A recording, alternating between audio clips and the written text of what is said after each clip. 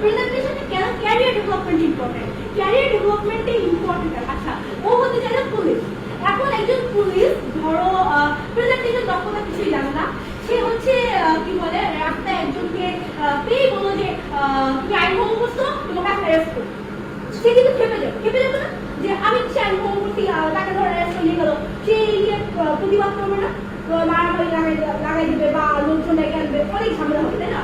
এখন যদি সে সুন্দর করে তাকে বুঝায় যে তুমি এই যে বাইক চালাচ্ছ বা তুমি যে গাড়িটা চালাচ্ছ, এই গাড়িটা হচ্ছে তুমি গতিসীমার অনেক কিছু উপর দিয়ে চালাচ্ছ বা হচ্ছে বাইরে গিয়ে চালাচ্ছ, যেই কারণে যেটা আইনের লঙ্ঘন হচ্ছে, যে কারণে আমরা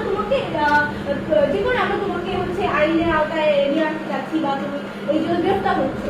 এই যে সুন্দর করে ব্যাপারটা বুঝায়, তাহলে তোমার সমস্যা থাকছে না, তাই না? যেমন ধরো তুমি ডাক্তার হতে চাও, ধরো তুমি ডাক্তার হলে তোমার কাছে একজন পেশেন্ট, তোমার একটা রোগী আছে, হ্যাঁ, তো তুমি তাকে বললে যে একটা প্রেসক্রিপশন দিতে, তুমি তাকে বললা যে এটা দিয়ে যান, কিভাবে একটা ওষুধ খাবে, সে চলে গেল, সে কি বুঝবে যে কিভাবে কেন খেতে হবে তার ওষুধটা বা তার আদৌ কি সমস্যা, সে কি বুঝতেছে না।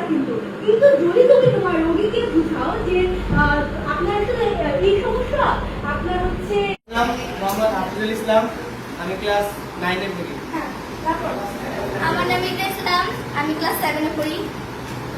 আমার নাম মুন্নি আকরার সাথে, আমি ক্লাস 7 এ পড়ি।